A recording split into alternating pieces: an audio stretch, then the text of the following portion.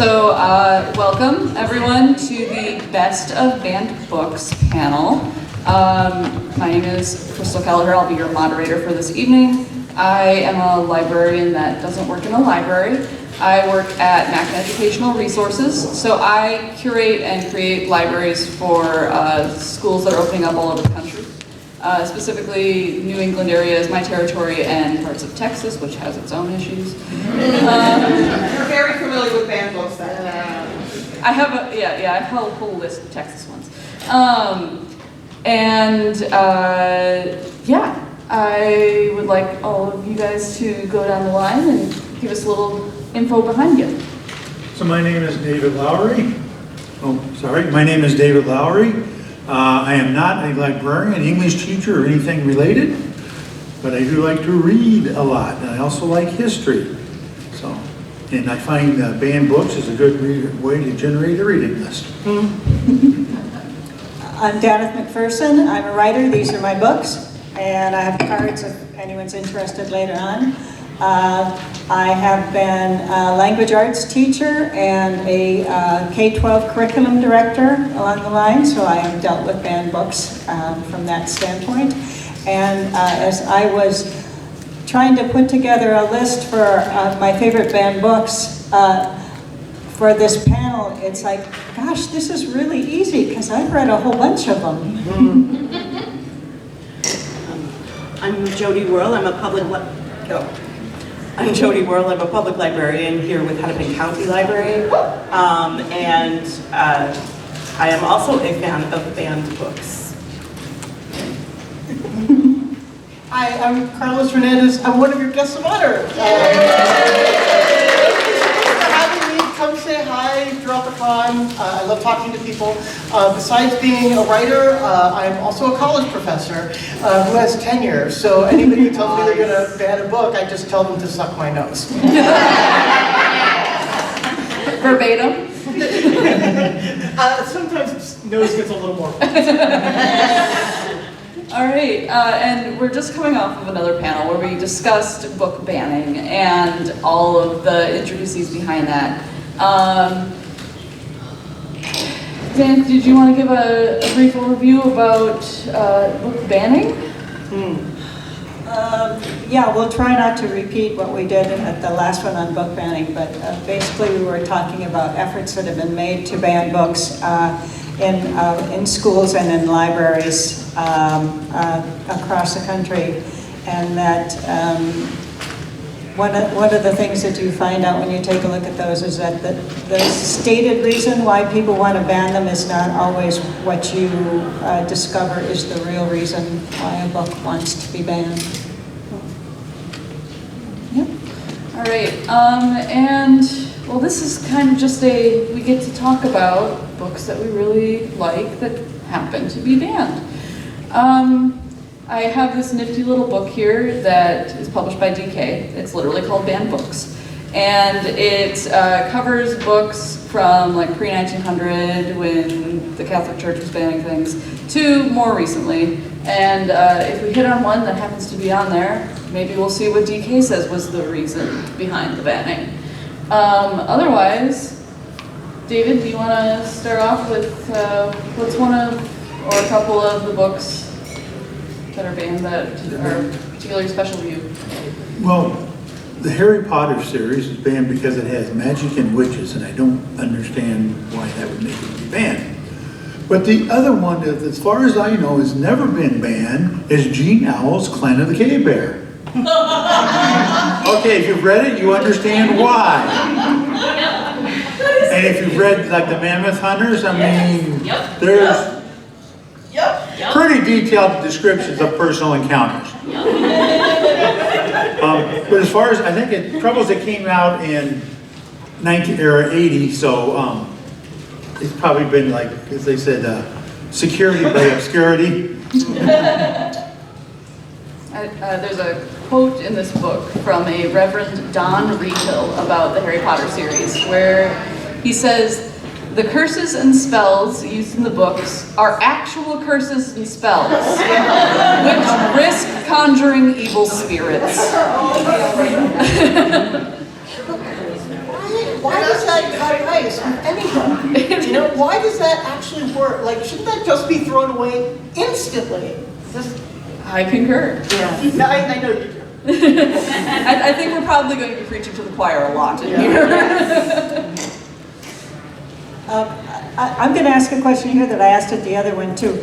How many of you, when you were growing up, were reading way above your age level? Yeah. See, that's kind of how we got into all this stuff and why we love banned books, because we were reading them when we were quite young. I'm going to start off with one of my absolute favorites, and also one that the irony I just love, and that is Fahrenheit 451 by Lowery, which gets banned. And one of the reasons given for it was that it has the word bastard in it. Yes, I know it. But yes, but that's another one of those that I suspect that was not the real reason why there was a concern about it. I think the theme was a little concerning for some people too. Mouse and Mouse 2 are they're extraordinary books with very important stories to tell, and they definitely are intended for older readers. But I think one of the reasons why they were banned was because there was a naked mouse. There was mouse breasts. And all the Disney movies. So, since you have the book there, I'm kind of curious if it says why anybody would ban Slaughterhouse-5. Like, I was looking through the list, like, Slaughterhouse-5, I mean, because I know Page it's 120. You know, I know it's referenced that, you know, he has a tremendous wang, the word wang is used. Was that the reason? Like, you know. Slaughterhouse-5 is frequently banned for obscenity and violence and for being unpatriotic because of its negative depiction of war. Oh. But in Drake, North Dakota in 1973, the book was actually burned. Perfect for 4th of July, let's bring that up. I mean, seriously. Like, because it was unpatriotic towards war, you know, but war, it's fantastic. You know, like that's what it's selling. So what's it good for? Yeah. Say it again. Are you going to be calling on people now? Sorry. Go ahead. Would Watership Down be considered banned, or? Talking animals? Yes. Yeah, stuff. I don't know if that one's been banned, but there have been books banned for talking animals. I thought that was Chronicles of Narnia. No, but that at least supports Christianity. Yeah, animal. How about Animal Farm? Animal Farm has been banned. Was banned for. So my question though is they banned Malcolm X? Of course. But have they banned Soul on Ice or The Invisible Man? Yes, Oh, I got The yes. Invisible Man. Both of those? Yes. Okay. Depends on the Invisible Man. Are you talking Ralph Ellison, or are you No, talking yeah. like the actual No, Invisible Man? Not Rule Burn Hell. Where was the other one? Yeah. Blue. Has Shakespeare ever been banned in modern times? I couldn't find anything on that. I was kind of interested because one of my teaching experience was to teach Macbeth to 8th graders. And there's a whole lot of blood, guts, and gore in that one, as well as witchcraft. I was going to say the witchcraft when you talk about Harry Potter with the whole witchcraft, the spells from the Three Witches has been talked about as being actual witch, spells and time. So I was wondering if there was any corollary. Not to mention this stuff is really raunchy. If you actually. But a lot of Shakespeare was written so long ago, is a lot of modern audiences miss half of it. Which means they miss half the enjoyment. So I got a MLIS here recently from a high-level school, and there were a lot of interesting conversations on this general topic. So I wanted to ask your thoughts, and I'd like to chime in a little bit at the end of that regarding two different categories of books. One is the Communist Manifesto, and tied to that, Mein Kampf, and then also something that's just like fake news, like just totally incorrect, like maybe something having to do with the coronavirus. That's just false. So what's your thoughts on banning those kinds of books?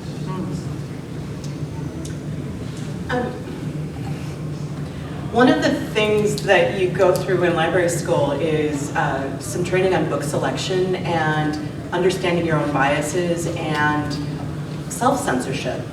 And we are in an environment now where, especially if you're in a school, you have a limited budget. You could buy this title or this title. Which one do you pick? And sometimes expediency and need means that you pick the less controversial title.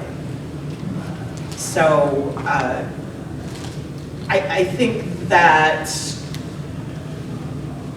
if you have a strong collection development policy that you can protect your choices with, where you would point out to someone challenging a book that it has been vetted by experts, it has excellent reviews, it fits a need for the broader community, you have some protections to stand behind. One of the things that's been disturbing to me lately is I think we're up to 7 or 8 states have seceded from the American Library Association, Texas and Florida among them, which means that they are no longer abiding by these professional standards. They no longer have access to the Office of Intellectual Freedom that can give them coaching and tools to help protect their collection. So we're entering really murky territory now for the profession. There's a lot of people throwing a lot of those tools away. I'll get right to yellow. Just going off of what you were saying. Personally, I don't think that Communist Manifesto or Mein Kampf should ever be banned. I also don't think that necessarily the false news books should be banned, but when someone is making a selection for the library, they need to look at things that are factual and also look at review sources that are highly accredited, like Kirkus School Library Journal. And I don't envision a book like that getting a very good Kirkus review. They're a little sassy. Yeah, I would just chime in real briefly that I generally agree with you guys. I think you're kind of spot on. I think that you shouldn't ban a Mein Kampf or a Communist Manifesto because it's part of the information base of society. But importantly, it's someone's opinion versus fake news. Or just bad information is just not information in the sense that it's wrong.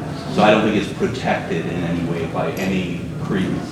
We're lucky that there are basically 4 types of libraries: school libraries, K through 12, public libraries, academic libraries, special libraries.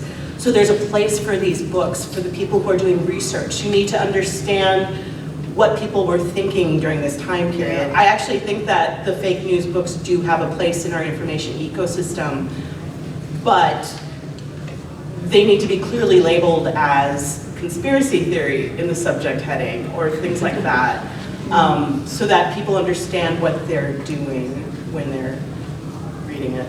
Yeah, I just wanted to quickly ask the other librarians too. As a college professor, I can make selection of my own books, and I think in the context of a specific course, all of those might apply. I taught a unit in my composition class about fake news, and I was bringing in examples. So of course I don't want those books banned. I need them in front of me and in front of the students so we can talk about them. That's a little bit different though than having them out in the open in the library, you know, for undiscussed perusal. So yeah, maybe I'd love to hear about the ethics of acquisition, especially different when you're not acquiring for a classroom, say, but for just the general collection.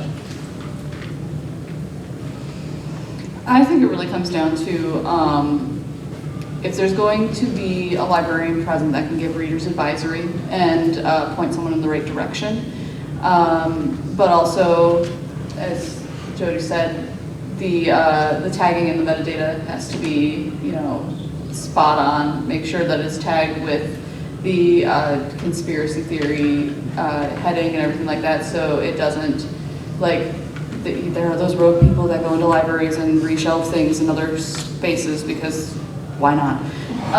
And I know that book would end up finding its way to the history section, and then it would just have to get reshelved. That's my opinion on it. I would like to mention a book because I was not aware of this book until we had a situation in the community I live in where they were banning a book, and as part of the efforts that we made to get people to not ban any books at all, our local bookstore did a reading from banned books. And this was one of the books that was read, Entangle Makes Three. So some of you might be aware of it, about the two male penguins who raise a chick. And it's absolutely adorable. And Very heavily banned. And it's very heavily banned, but boy, I super recommend it. So Entangle Makes Three, and it's Peter Parnell and Justin Richardson, illustrated by Henry Cole. It's a child's book.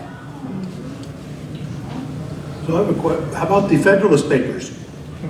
Clearly revolutionary and anti-government and treasonous. Yellow, did you still have the question? No, I was going to piggyback on what was said, but I'm also a librarian, so okay. I was going to be talking about selection and stuff, so you kind of covered it. But I would like to follow up with when you're selecting for your collection and you have I'm a public librarian, and the hardest thing is when I get the requests for books that I know fall into that category. They're not true, they're conspiracies and stuff like that. And we'll often try to divert it by having it, if it's not in our system, then having the, interlibrary loan. Thank you. Yep. My tongue wouldn't work. Interlibrary loan. But if you get the insistence, and I know in today's sad atmosphere around libraries, we have a lot of that. What do you do if you get an insistence on, well, you should purchase it? If we buy 2 or 3 copies and the holds list explodes, we will buy more copies. We are a public institution funded with tax dollars. We are there to meet our community needs. And so we will let it run its course like a fever, basically. That's my personal opinion. Yeah. Well, I'm sorry, I misspoke. What do you do to let them know it's conspiracy? Like, is there some way, the way you shelve it, or, I mean, you had said something about shelving, but would you let that person know? The one who's requesting it? It probably depends on how scared you are of the person. and how big your organization is. I happen to work for the biggest library system. We just have too many requests coming constantly. We can't communicate directly. It's very clear in our forms that you're not going to hear back from us. Yeah. So I don't know what the answer is for smaller community libraries. And a slight response to that, it's hard, especially in the digital age that we're in. You can't do things like communicate with your librarians or sort catalogs when you're trying to go for a digital or audio version of a book. So I can't imagine the difficulty that you guys are in right now trying to gently advise that this might not be the best quality book that you should be looking into, but we're also trained. You never judge a book by its reader, a reader by the book. You don't know why people are reading it. Is it because they believe the theory? Is it because they want to understand the theory? So that's why we try to maintain neutrality, and we would provide access for folks. I have a question too. I know that there is a movement towards sanctuary libraries. Is any of that happening in Minnesota? We just passed a law that bans book bans. Yes. We don't know how that actually works yet. Can you explain what you mean still figuring that out too. by sanctuary libraries? There is, the New York Public Library is one of the movers and shakers on that, and they have a website you can go and you can declare yourself a sanctuary library where you will not ban any books. And Yeah. the Brooklyn Public Library is available to all students in the United States. You can get a library card no matter what state you live in to the Brooklyn Public Library. So that's another way that access is being allowed. Although I think Mississippi or Louisiana, one of those two states, passed a law that people can't log into that if they're under 18. So. Really? And this is the legislation that passed in Minnesota. The provision is part of the Omnibus Education Policy Bill. So it says that school districts would be prohibited from banning or removing otherwise age-appropriate books, which is a pretty important statement. Otherwise age-appropriate books or other materials based solely on the viewpoint, content, message, idea, or opinion conveyed. I mean, it sounds like a great idea, but when did it go into effect? It was just passed, it'll be Yeah, it was- August 1st of next year. Yeah. Okay, so when's the first appeal going to be?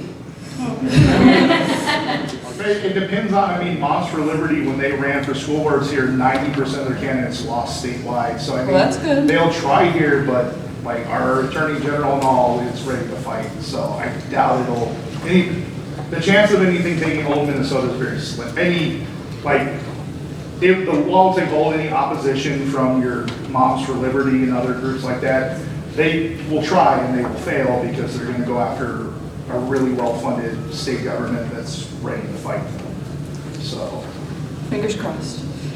You also had a question? Well, yeah, I was gonna say on the like conspiracy theory books and everything. So, like, I'm a playwright, storyteller who does like edutainment plays, a lot of things. And I recently did a play on one of the like American like grandfathers of conspiracy theories, which required me to read a lot of really messed up books. And I don't want to buy those books for my research, so libraries are a wonderful source. So like you said, you can't judge it. Like the play was presented to show, like, look how someone who's an authority can present conspiracy theories to be digestible and everything. But to really be at the core of it, I had to read a lot of wacky stuff. But my local library and the interlibrary loan system was my savior on that. I didn't have to spend a bunch of money on weird, obscure books. I was able to get them all through libraries. So someone could be reading an absolute piece of garbage conspiracy theory, but they could be working on their thesis, or there's lots of legitimate reasons to do it that aren't, your uncle with his tinfoil hat. But if that guy wants to read a book too, the library, at least he's supporting his local library. Facts. Blue. This kind of picks up on something you said earlier about age appropriate, or the very first question you asked about how many of us are reading beyond our grade level and how that fits into this whole banned book thing. So when you're recommending books, like if you were to make a display at a library or somewhere else that said, these are banned books that you should read for 6 to 12-year-olds, for 13 to 18, like how do you think about readers who, I'm reading Danith or motorcycle maintenance when I'm 11, so that's me. I think libraries are already divided into different sections, specifically so that kids don't accidentally wander into the adult section. So it would probably be something like not a display right at the front that everyone sees when they walk in, but a display within those sections to make sure that there isn't a kid picking up something that definitely wouldn't be age appropriate. But I also want kids to pick up stuff when they're ready to pick it up. Yes. I read War and Peace when I was 11 years old. Burned in my memory, even to this moment, is a Russian soldier hanging upside down out of a window drinking vodka. Because that's something that happens in the early part of War and Peace. Like, I think people develop differently, and laws are blunt instruments. They don't account for individual human development. And I think what we often do is we talk down to children. I write for children in the Silent Gabby books. They are middle grade, but I wrote them as hard as I could. That is, I wasn't trying to dumb anything down or teach lessons or anything like that. I was just trying to be the best writer I possibly could be. And I think we are in a moment right now where we are underserving children by not respecting the intelligence and the ability with which they can approach. I do a lot of school visits, and I talk to hundreds and hundreds of kids every year, and let me tell you, I get all the same interesting, fascinating questions from kids about, you know, what's your artistic process like? How do you start a book? You know, they're all writers at 4th and 5th grade. It's amazing. They'll just also ask you who your favorite Pokemon is. So if you do a school visit, be ready. Oh, okay, but what's your favorite Pokemon? Yes, well, and this is where Lickitung. Because Lickitung is the weirdest Pokemon. You're not wrong. It has the power of tongue. Like, what the So it's I'm sorry, you brought it up. Also, if you've been a precocious reader, you read a classic when you were 11 or 12, and then you revisit it when you're in your 20s, it's a completely different reading experience. So people don't also understand that kids self-censor, that you kind of gloss over the things that you're not ready for, that you don't want to deal with, and just focus on the parts that are speaking to you in the moment. So I'm with you. I think it should be a mixed display for all ages, and people can just pick whatever they need from it.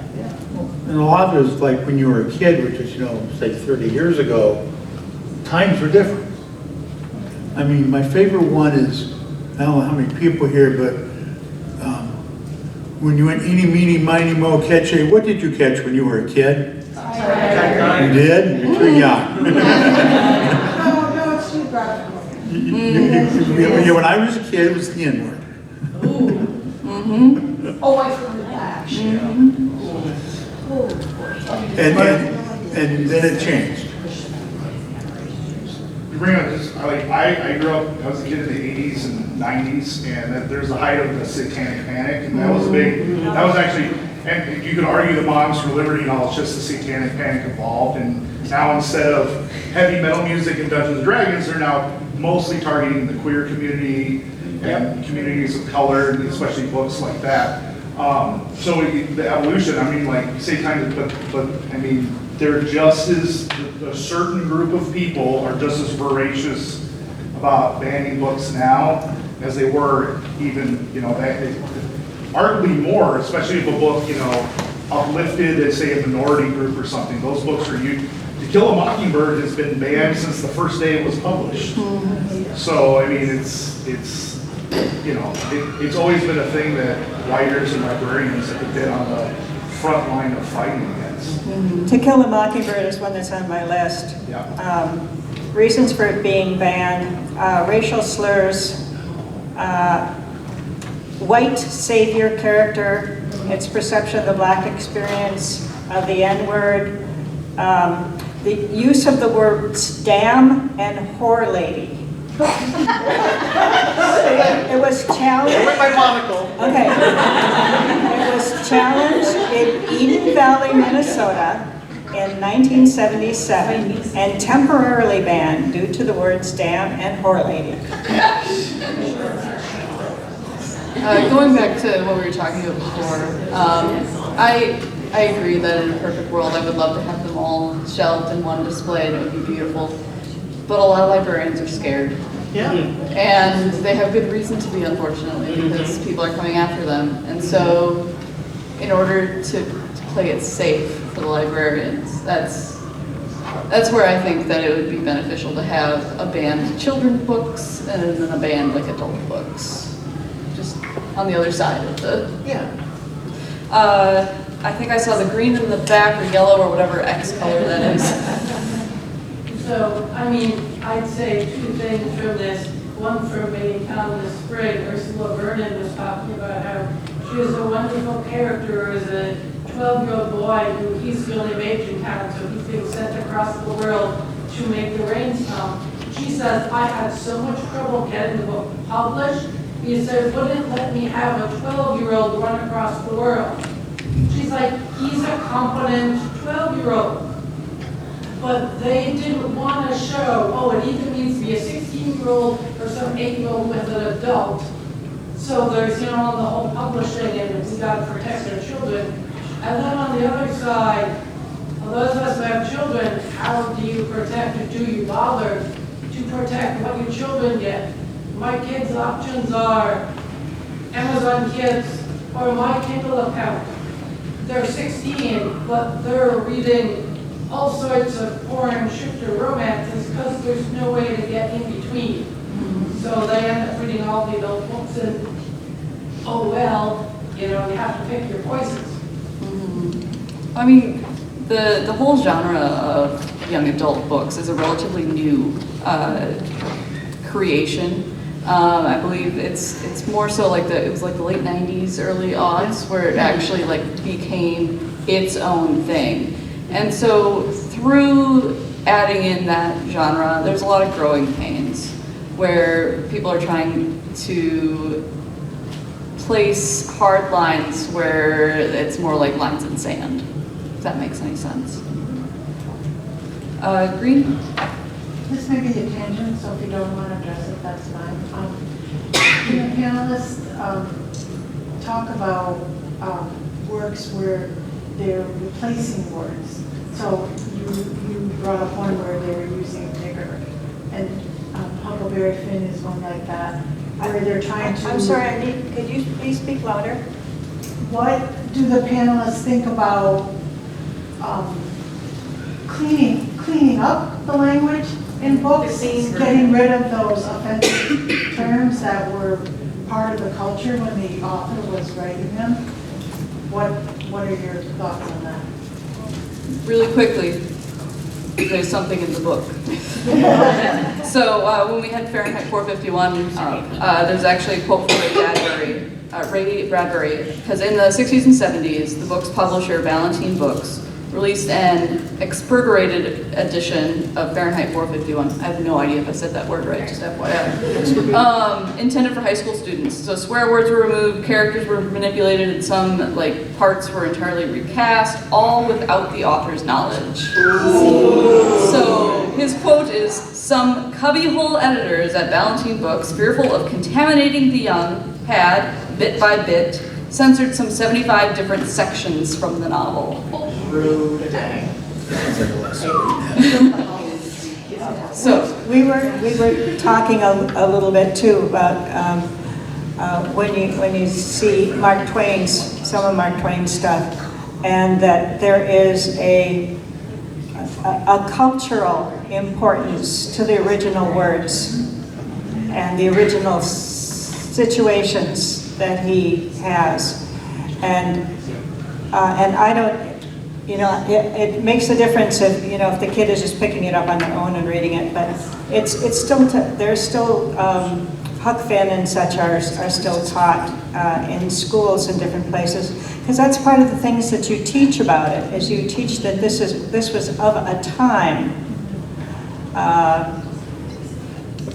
and yes, that can be uncomfortable with our current thinking, which has been straightened out, thank goodness. But still, the inclusion of the N-word in some older texts is a learning opportunity and a teaching opportunity, and I would hate to see it lost. And I think that part of it is understanding what was the intent of that word being there in the first place. Was it because that was just kind of the norm, or was it there in the text to be hurtful in the first place? And I don't think there's a good answer, but that's my thought. Do you all know the short story Rose for Emily? Yes. Faulkner story? Yeah. In the Faulkner story, when the narrator is speaking about African Americans, a much more polite term is used as opposed to when characters are speaking. So it's such a great time to talk about the fact that not everybody was using that language all the time willy-nilly. You can see a distinction between the narratorial voice versus a Rose for Emily is such an interesting one because it's a first-person plural narrative. It's like the whole town is telling you the story. There isn't a single consciousness. So it's almost like, the town coming to terms with it. So I think it's super important to teach the distinction. But I'll also say, For my own comfort level, what I did with those pieces of dialogues that involved the N-word, I included the N, and then I included a line after it, so that people knew that it was that word, but it wasn't there in print. That was a personal choice that I made. Maybe other people will make other choices, but certainly there was nothing lost in terms of the meaning being translated, and it made me more able to teach it. All right. Yep, let's go with blue. I'd like to get the panel's opinion on, both as a parent and being a victim of it myself in high school. What is the panel's opinion on having to get permission, parental permission, to read certain books, not only in, classrooms, but in other settings as well? So my mother had to get permission from her mother, my grandmother, to check out For Whom the Bell Tolls. They got in a sleeping bag together. I mean, that was it. So, but that was way back several decades.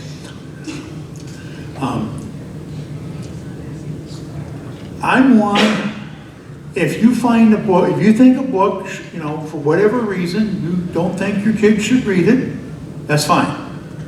But that doesn't give you the right to say that for everybody else. And you should be able to articulate your reason why.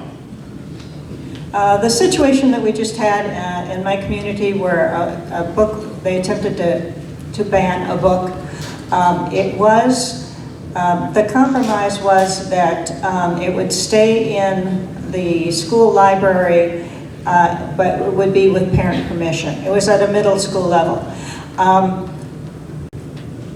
Although that would not be my personal choice, because I felt that I should have been able to read everything, and I felt that my kids should have been able to read everything.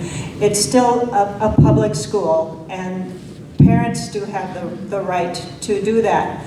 Also, in a public school, if something is being taught in the curriculum and a parent objects, there is a process that the parent can go through to get an alternate material used, in effect banning it for that particular child, but not for all children. So although I don't like it, because I'm looking at it thinking, oh, lady, I think you're doing your kid a disservice by keeping this book away from your daughter. A parent still has to make that judgment, and I suspect that that this parent would. I mean, it's just my personal belief that this parent, as the child gains a few years, I think the parent will decide that the book would be okay for the child to read. But public school, we have an obligation to follow what the parent wants. And schools are in a different situation than public libraries, where permission slips don't exist. We put the onus on the parents to actually interact with their child and monitor their reading. It is not up to us as staff to tell the child, no, you cannot check out that book. Honestly, it kind of just makes me think of Matilda, when it's a great idea if the parents are engaged with the child, but if they are anything like the parents in Matilda, which unfortunately there are some out there, even if it would be perfectly okay for the kid to read it, they might just not respond or take initiative to make it so that it's accessible for the child. And I mean, that's really a detriment to them. I believe we had the yellow X in the back next. What do you feel about parents using age appropriateness as a way to basically censor things that maybe kids ought to have access to? Kids who are trying to figure out LGBTQ issues, or they're trying to like take slavery or racism out of history, those kind of issues. How can that be addressed, or how is that being They have a right for their own kid, they don't have a right for my kid. Age appropriateness is definitely one that is being used a lot as a rationale for banning or removing books. You know, age appropriateness, that's a tough one because not all kids develop at the same point. Another word that gets used a lot is it's pornography. And it's like, well, your definition of pornography is a whole lot different from my definition of pornography, and you need to get out more.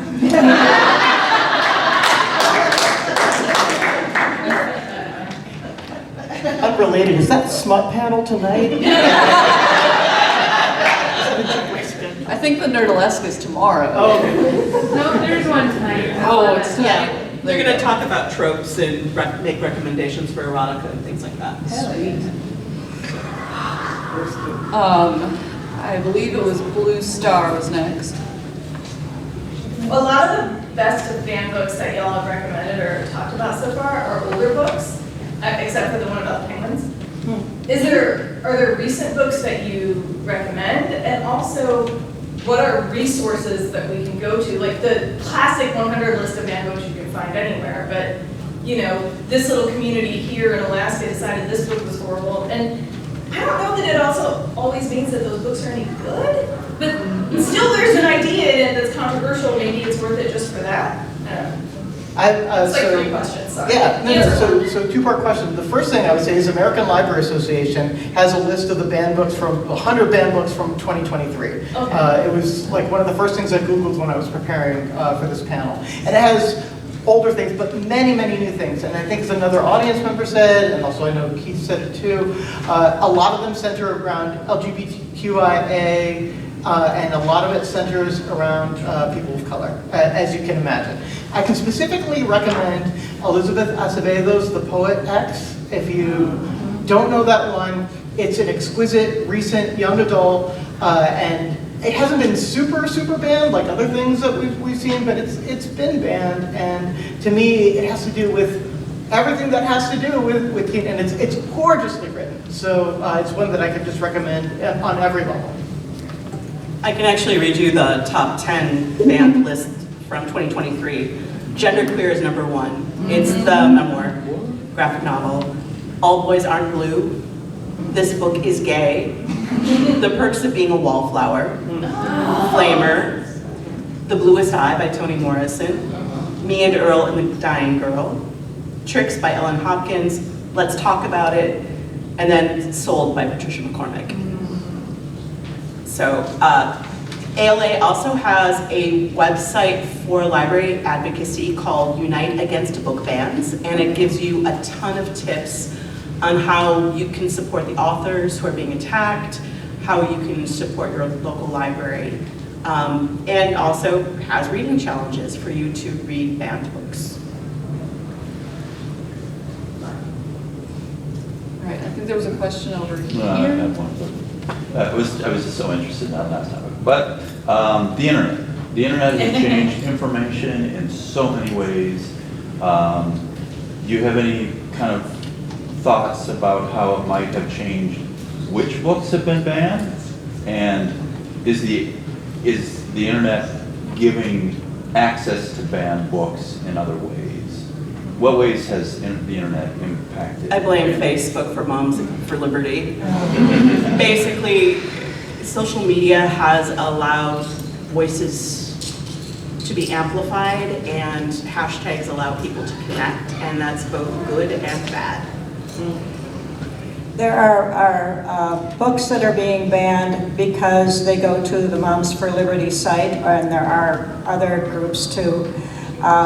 And basically they, like Moms for Liberty will have, okay, get this book banned, here's the section that you need to quote to say why it should be banned, and here's another section that you need to quote. So the person who is doing the request to have something banned hasn't even read the book, doesn't even know the content of the book. All they know is the blurbs that are put out about it. So that certainly hasn't helped much because it doesn't make them do the work and really find out the whole context of the book.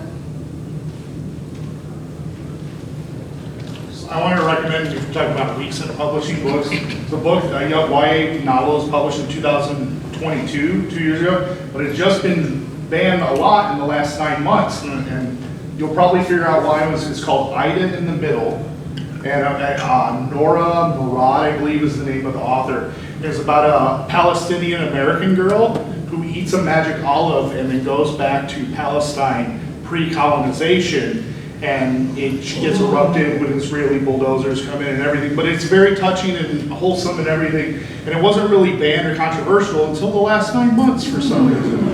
And but it is a very positive light because it really humanizes Palestinians and this little girl, and she's just trying to get an olive for most of the book, and it's a very sweet and touching book. So that's one that came out. It's a, Simon & Schuster published, so a major publisher. So yeah, it's one I recommend. I read it when it came out and I thought it was great, and then I hadn't heard much of it, and then now it's starting to get banned in a lot of places. I think I saw another hand somewhere. Did I? No? Cool. Sweet. I could be hallucinating. Y'all don't know. So, Carlos, have you had any challenges on Sal and Gabby? Not that I know of. Be good. Be good camera. But not trying on my part. Like, I have Gabby Real, who has many dads, all kind of like together, and she calls them dads, and they all have funny names, you know, they're different designations for the dads. And so the dads, it turns out to be kind of like an honorific that they've come by, but you know, there's one very clear mother and something like a mixed family, and it's never explained more than that, except that maybe it's an honorific. At one point, a cat gets named a dad, so you know, there's some leeway in terms of the definition, but many people have asked me, and in reviews I've seen like everyone's like, yeah, but who's the real dad? And I'm like, I'll never tell. Because they're all real dads. That is actually the point that I make. And Sal makes that point explicitly in a hospital scene where you know, he's being introduced to all these people who are being introduced to dads, and Gabby is like gearing up for a fight, you know, as soon as he says something, she's ready to jump in, but he's like, oh no, it's cool. That's all your dads? Great. You know, so the message is acceptance. People have talked about it. Never got on a ban list as far as I know. I need to caveat that because the statistics you see are the people who report challenges. Oh. There's a lot of librarians who will just quietly remove a book. Depending on what their circumstances are, that is the safest choice for them. So what you see is the tip of the iceberg. The iceberg goes down deep.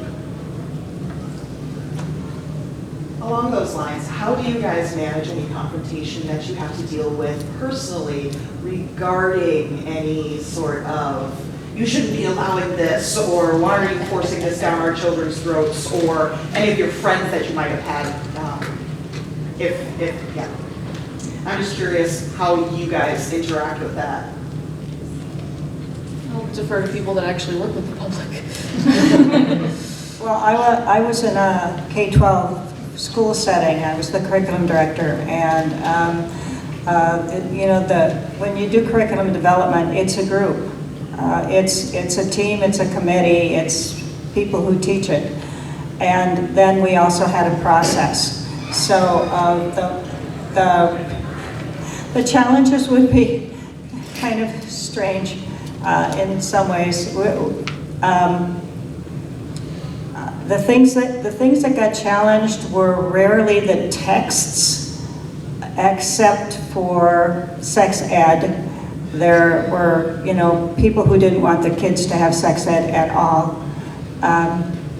Well, that's not an option in Minnesota because you have to teach the sex ed standards. You just maybe have to use different materials to do it. And we would have parents who didn't want their kids to learn how to swim. It was a cultural thing. It was being at a pool with males and females together, kind of thing. So we accommodated, but you know, you live in Minnesota and you know, there's a lot of water here and it's really, it would be very safe for you if you learned how to manage it. So, but I would always go back to the process. We had a policy in place, we had a process in place, and so that was a very non-threatening way to manage it, because it's not about your opinion and my opinion. It's you have this that you want done, and so we go through the process and we see what happens. A lot of what is getting challenged in our libraries are displays. So people are terribly offended when we have things saying "Celebrate Pride" in a prominent place in our library. I don't deal as directly with patrons anymore. I do a lot of online and phone reference because I work on the library website. But the training that you get is, before this highly polarized time, listen with empathy. Somebody is concerned about something that their child is reading. They have every right to be concerned about what their child is reading. And once upon a time, just understanding their point of view, acknowledging their point of view, was enough to let them breathe enough to recognize that other people still needed the book. Now, because of this strategic attack, it's a lot harder. We try to initiate the conversations from that place of empathy, from that place of acknowledging the feelings, and then we lean on a process. We have them answer a questionnaire about the book. We press them very hard. Have you read the book? Do you know what you're quoting from, where it is contextually? What is its significance in the story or the book itself? Trying to get them to acknowledge that maybe they don't have the whole picture on the book. And then we submit the paperwork. Most of the time in a public library setting, because we have a broad collection, we might actually revisit something that was in the teen collection that was a graphic novel and say, no, actually this is a little bit more mature. Kids can still find it in the adult collection. They're probably already browsing the adult collection shelves, so we'll move it to the adult collection. Most of the time though, we just stick to our guns and use our collection policy to defend our position on keeping the book where it is. When somebody challenges a display, do they still have to fill out paperwork or? No, they just talk to you a lot. Over and over and over again. I'm so sorry. Because that is, it is a broader conversation. And basically one of the things that we fall back upon is we talk about how there are a lot of groups in our community that don't feel welcome and don't feel seen, and that is one of the reasons why we have these displays. We want people to see themselves reflected and acknowledged. Yeah. But that's too much for a lot of people. So. Okay, we've got about 7 minutes left, so if anyone else has any questions in the audience, hands up or cards up. Otherwise, here's some more banned books. Yeah. So, recommend books. Go ahead. I saw in the list of books there was On the Origin of Species by Natural Selection, which is basically a seminal scientific book. And it's, well, because it's anti-Christian, because it has evolution, I'm pretty sure. But I want to know why Leaves of Grass is banned. Leaves of Grass? Yes. Well, grass, It's a book of poetry by Walt Whitman. Yeah, Leaves of Grass, super important. But Leaves of Grass has Walt Whitman saying, if a slave shows up at or a freedman shows up at my door, I will take out my shotgun and guard him all night long while he gets his rest and I feed him at my table. So I'm actually not surprised as soon as he said it. It's like, oh, that's why. Okay. Let's see. Besides the frequently homoerotic sexual passages throughout the poems. Whitman's aggressively intimate tone violated norms of 19th century decorum and offended many readers. So there was lots of pearl clutching. Yes. So I wanted to mention New Kid. New Kid won the Newbery the year I won the Buddha Belpré Award. Great graphic novel. Not at all anything except just like a kid just trying to adjust who had a slightly different skin color rendered, you know, in graphic novel form. And I mean, it's stunning to me that that would end up on banned books list. But you know, it's one that I happen to be tracking. So I would strongly recommend New Kid and the sequel as well. One of my favorites, A Wrinkle in Time. How is that banned? I know, how could that possibly be banned?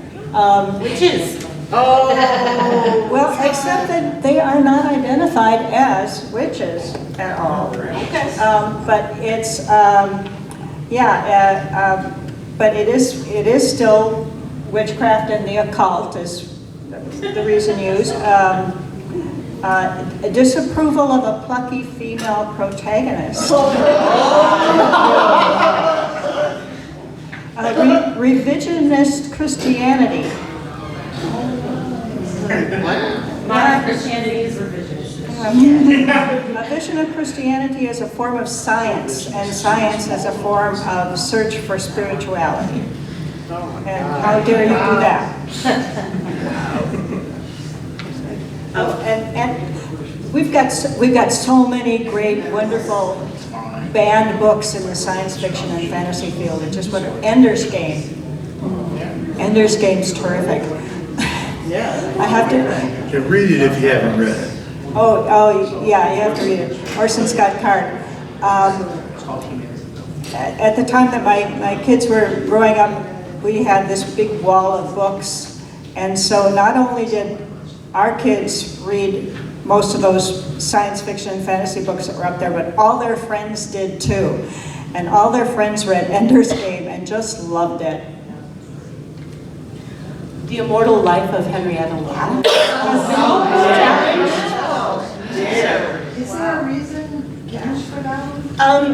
I did not do my homework well enough to know, but it's nonfiction. It is about a woman whose stem cells were stolen from her and her family and capitalized on. And there's been a recent court case where they finally gave her family some of the money owed for the advancements in science. Oh, so that one's,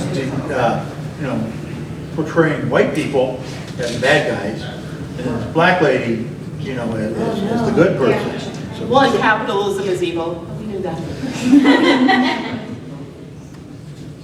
Neverwhere by Neil Gaiman, which was weird. A high school in New Mexico did it for sexual innuendo and harsh language. Oh, harsh language. Wow. Were there other Neil Gaiman books? I didn't find any other Neil Gaiman books but I know that Sandman has been banned along the line. So I wouldn't be surprised if some of his other stuff was too. His Dark Materials books by Philip Pullman, Golden Compass, Subtle Knife, Amber Spyglass, which I just adored those books. For promoting atheism, if I can read this right, yes. For the political viewpoint, the religious viewpoint, the violence. The Catholic Church especially did not like.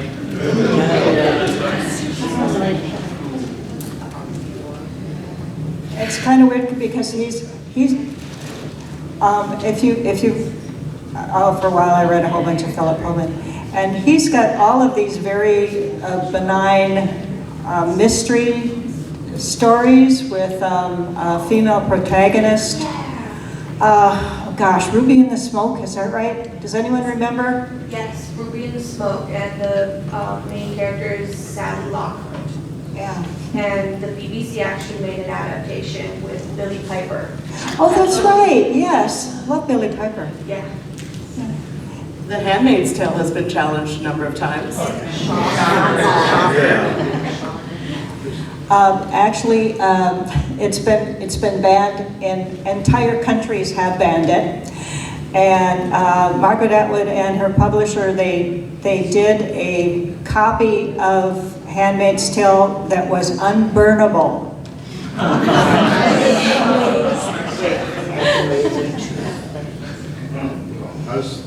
I want to throw out an author that gets banned a lot but doesn't get talked about a lot, because people talk about all the classics, but James Baldwin gets banned a lot. You know, like Giovanni's Room, because it's not only about a black man, but it's about a black gay man.